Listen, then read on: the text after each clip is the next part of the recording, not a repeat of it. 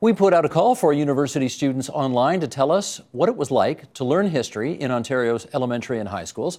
Many responded, and a few of them are joining us now to share the good and the bad of their history education. We welcome Andrew Lynes. He's a law student now at the University of Toronto. Marta Jankovis, she is a law student at Osgoode Hall. And Michelle Di Fiore, who was a student at the University of Toronto's St. Michael's College. And we welcome everybody to our table here at TVO tonight. Shall we get to know each other a little bit here? Sure. Okay, Marta, where are you from? I grew up in Ottawa for the most part. My family immigrated from the former Yugoslavia when I was 5. So came to Toronto first, spent most of my childhood in Ottawa. So you born over there? Yes. Born there, came here? In Belgrade, yes. Okay. What high school did you go to? I went to Colonel By Secondary School in Ottawa. Great school, loved it. It was great. After that, I attended Carleton University, where I studied international business and Spanish. I spent some time in Madrid studying abroad. I did some work before law school, and that's where I am now. You're in law school now? Yes. And are you articling as well? Yes, I will be this summer. Where? At Norton Rose Fulbright. Good score. Thank you. Good score. Well done. I'm very happy. Okay, good. Andrew, you're at law school now too. Yeah. But where are you from originally? Burlington, Ontario. Okay. I went to Nelson High School there. Go Lords, I guess. Go Lords, I guess. Talk about school spirit. Yeah, I know, right? And then I did my undergrad at U of T, history. Which college? And Trinity. And couldn't get into Victoria, eh? apparently not. Okay. Yeah. All right. And I did my undergrad in history and political science. I got also a master's degree at York in history, and now I'm in my first year at U of T Law. You're on your third degree. Yes. Good on you. Okay, Michelle, where are you from originally? I'm from Etobicoke. I went to Bishop Allen Academy, and I'm currently studying history and political science with a minor in English at the University of Toronto, St. Michael's College. St. Mike's. Yes. It's okay. It's okay. It's all right. Let's get into this a bit then, because in January, we did air a program asking whether Canadians were becoming increasingly ignorant of their history because, I guess in part, we do such a lousy job teaching it in high school. That was one of the premises of the program. And we had a guy sitting in that chair, Matt Gurney, who writes for the National Post and is occasionally on the radio as well.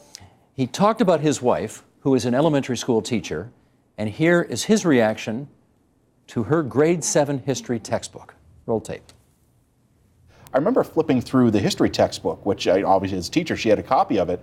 And I remember thinking, I'm a guy with 2 degrees in history. I put down the textbook, I'm like, this is awful. Like, I am totally bored by the story of this country because there's no story here. It's a collection of random figures and some anecdotes that don't really come together in any coherent way. It's very delicate. It's like, well, there were native peoples here and bad things happened, but we won't dwell on that. And there are 2 major language groups in this country and they don't always get along, but let's not get into the nitty-gritty of that. It was totally averse to controversy, anything exciting or dramatic. It was pablum at its worst. And my own experience going back about 15 years now, high school wasn't much better. It was basically the history of Canada was Confederation, Vimy Ridge, hippies, were done. And by the time you get, it was interesting enough. I mean, it got better in the latter third. But by the time you actually get to the university level, I mean, if you have a love for history, you've found it on your own. Matt's good. I got to hand it to him. He's good. Marta, let's get into it though. Does that sound familiar to you? Those comments definitely resonate with me. And in particular, I think Matt's point about history being glanced at from a very cursory viewpoint. We gloss over often many important elements of Canadian history. But more concretely, the point about the fact that history can sometimes be boring or that the textbooks can be a bit dry, I think is true. And it's not necessarily a reflection of history itself. I think it's a reflection of the way in which it is often taught. And if I think about my own history class at Colonel By Secondary School, there was one introductory history class. It was called 20th Century History, and it was in grade 9. From what I recall, the only mandatory history class in high school. And I guess I'll start off by saying that there's nothing specifically about the caliber or quality of education that I had an issue with. For me, the issue was the rather narrow view that we took at teaching not only Canadian history, but also history of other parts of the world. Narrow view meaning what? Narrow view with respect to Canadian history, I think it was very cursory, as Matt mentioned. We often gloss over these really important historical events, particularly the Aboriginal peoples of Canada. I don't think we spent very much time at all talking about them and about the intersection of their lives with present-day Canada and the treaties that they have with the Government of Canada and how they impact the history of Canada. And then with respect to the point about English and French Canada and the division there, I think that's something somewhat of a taboo, perhaps. I grew up in Ottawa, bilingual city. There's many French and English interactions there. I had family and friends working in the federal government.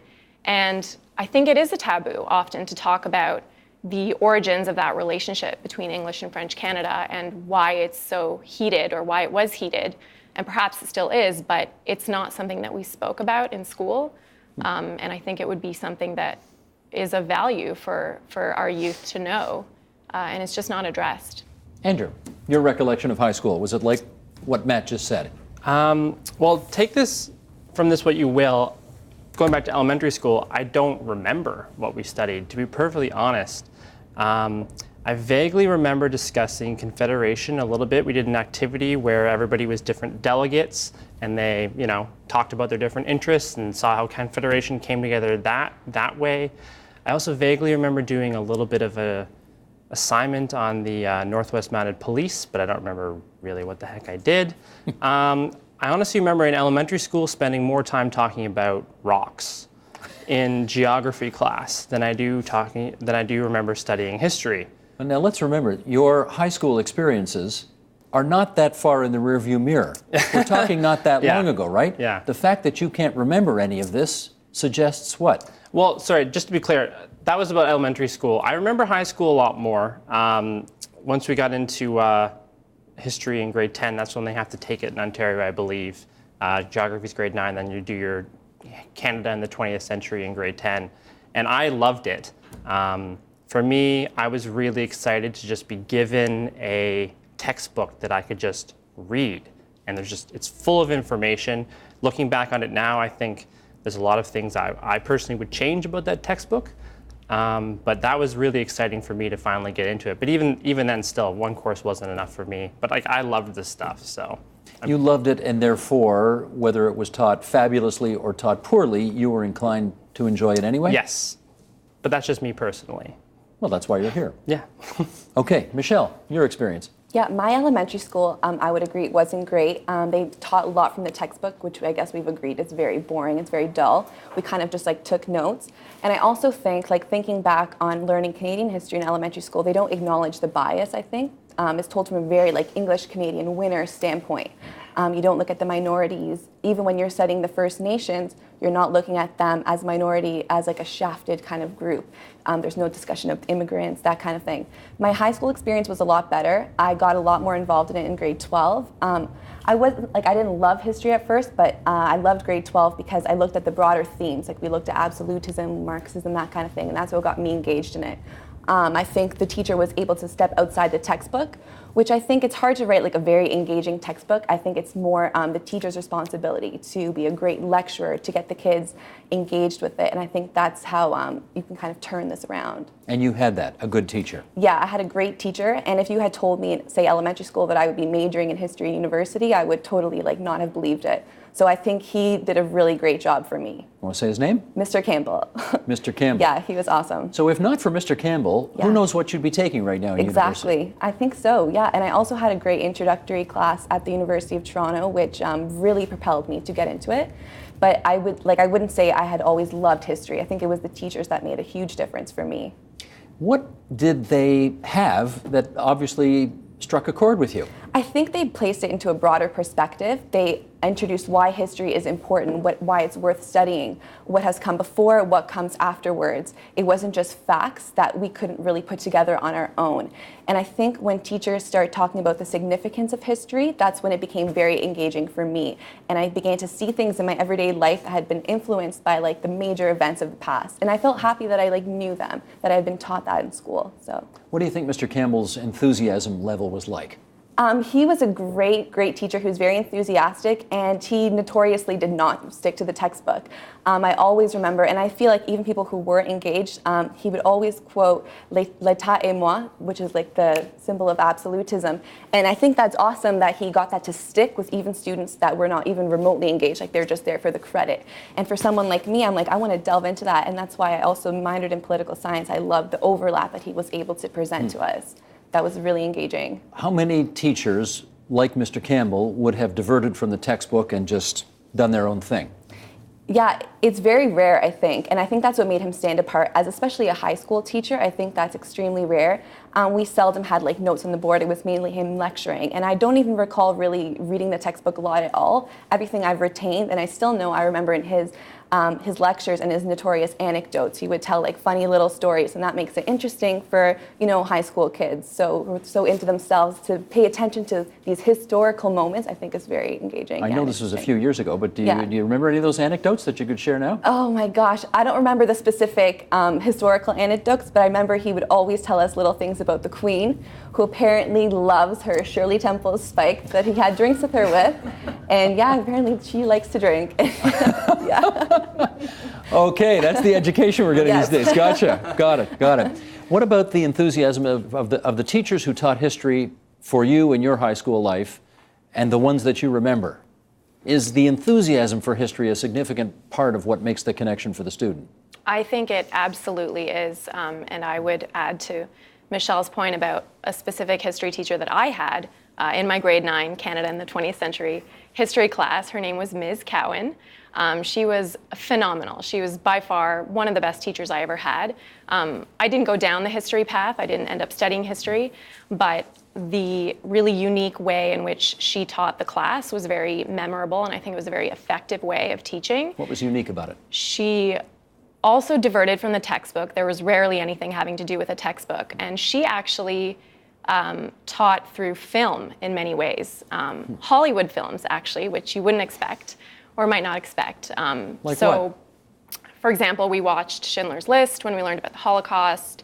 We saw The Hunt for Red October in the Soviet era context. We watched The Untouchables, the Kevin Costner film, during the Prohibition era. And I mean, I remember all those distinct events because of having watched the films. And it was just, I think it was a really unique and engaging way for a teacher to put facts into context, because, you know, you can learn the facts, Hitler invaded Poland in this year, but to put some context to that background, I think the visual medium was really effective. And if we fast forward to today with the internet, I mean, I went to high school in, I guess, the early 2000s, so there definitely was internet then, but I think today what we can really take advantage of is teachers with the basic infrastructure. If they have a screen and a computer and an internet connection, I think there's so much that can be done in a way that engages students to learn. CBC, for example, has a really extensive archive of Canadian historical content. It's easily accessible, it's free, and I think that's a really effective way of making students interested in something that they otherwise might think is not so interesting. That showing the movies is a neat idea. Where I guess some people might get concerned is if your teacher were, for example, to want to teach you about the Kennedy assassination and show Oliver Stone's JFK, as if to suggest, here's the history of what really happened. Should we be concerned about that kind of thing happening? I appreciate that, and I understand the limitations, perhaps, of showing Hollywood films to teach history. I sort of give that as an example of a way that was engaging for students to put facts into context. Did you think that your elementary and secondary school history courses prepared you adequately for studying history in post-secondary? Well, first, if I may just speak to her point Sure. about the movies. Something about teaching JFK's film. We watched 13 Days to talk about the Cuban Missile Crisis in high school, and I thought that was fantastic because that movie is actually based on fact. Very much based on fact. They make up Kevin Costner's character, which is a bit of a problem for me, but it's very much based on Graham Allison's work doing analysis of the Cuban Missile Crisis, his analysis of strategic decision making. So I thought that was fantastic. You know, there are great movies to watch, and there's also crummy movies to watch. We watched The Patriot, which is a crummy movie, but we watched it to watch a crummy movie to look at how history can be discussed in bad ways and to contrast it with how it can be discussed in good ways. I missed that one. Who's in that one? The Patriot. That's Mel Gibson.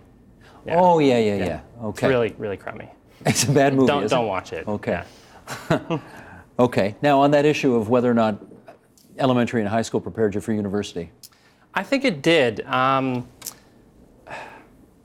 Yeah, I was personally just very engaged. I had great teachers that really expressed a lot of enthusiasm for the topic, and I felt I was able to learn it at my own pace, to learn at the pace that I wanted to do. So, for instance, I took the grade 12 course in Canadian history, and he just gave us a ton of assignments that we were allowed to pursue, a lot of different essay topics we could pick.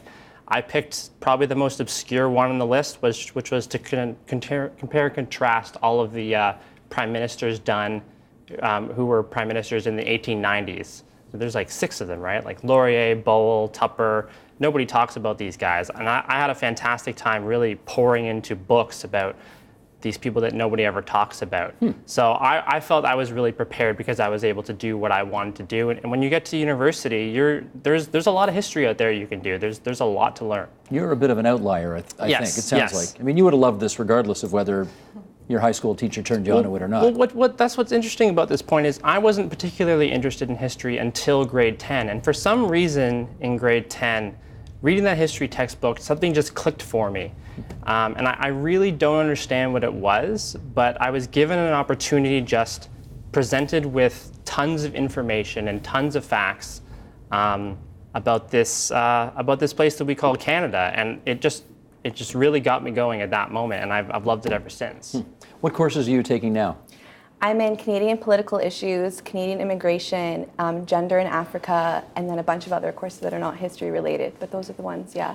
Do you think the elementary and secondary history that you took helped prepare you for what you're taking now? The reason I don't think it really helped me prepare is because there wasn't a strong emphasis on research and how to conduct research. And also, like, once you get the research, it could be primary, secondary source. They don't teach you how to be critical, which I think I've learned in my university experience. They kind of take it at their word, and you do a lot of summarization. I think kids need to be taught to be more critical, to consider biases in history. And even in the textbook, although it's not primary source, to consider who's writing this textbook, what perspective are they coming from, that kind of thing. And I feel like that was lacking in the high school and elementary education. Does your generation think it's important to just know off the top of your head a bunch of basic historical facts, like what year Canada was born, who our first prime minister was, that kind of thing? I don't think so. And I think if you listen to like the dialogues of my generation, it's very much lacking.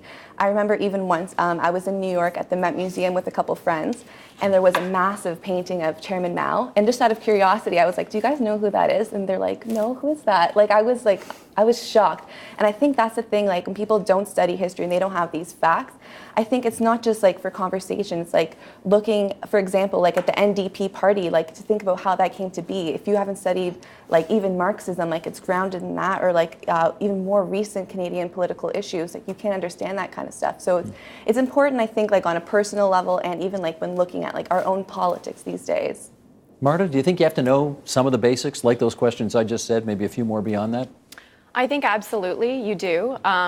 But I think that at the elementary and high school level, there tended to be a focus more on memorization and learning of the facts rather than knowing more about this background and the historical context of certain events. So I think that that's an area that definitely needs improvement.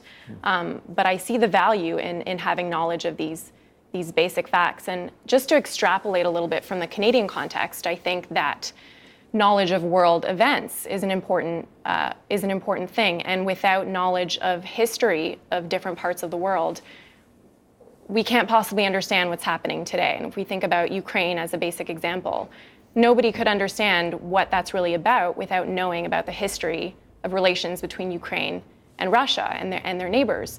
So I think that when we're talking about teaching history at the elementary and high school level, we need to think more about expanding the geography of what we're teaching. So not just Western history. Not just Western. And if I think about my high school class, which was, I guess it was called Canada in the 20th century, something to that effect, it was really more about Europe in a way. It was about the First World War, the Second World War, the Holocaust, the Cold War, Prohibition and the Depression and the Industrial Revolution at the turn of the century, and Canada's involvement in those wars, rather. But if we think about all the other major events that were happening during the 20th century in other parts of the world that our youth never had a chance to experience or know about, Latin America, the revolutions from the military regimes, Africa was going through decolonization and independence movements. The Middle East was completely drawn up in the 20th century. And well, what about the Balkans? How about, I mean, you were from there. Balkans as well. Did you get a chance ever during your high school years to come up to the front of the class and just talk about what you would have known about that, given that you're from there? You know, I didn't, and I was always really interested in that. I think as an immigrant and as a youth from an immigrant family, I tended to have these just curiosities about other parts of the world, including my own origins. And, you know, the extent of hearing about Serbia was really limited to who started the First World War, you know. And so that always stuck with me because that's kind of what we learned about Serbia in 20th century history. And so I would like to see more of a geographic exploration, even if it's at a basic, you know, a primer kind of level, but some basic knowledge about other parts of the world. On the other hand, go ahead, Andrew. Well, I completely agree. One of my biggest criticisms of history in high school is that there's just not enough of it. You only have to take the grade 10 course, and that's Canada in the 20th century.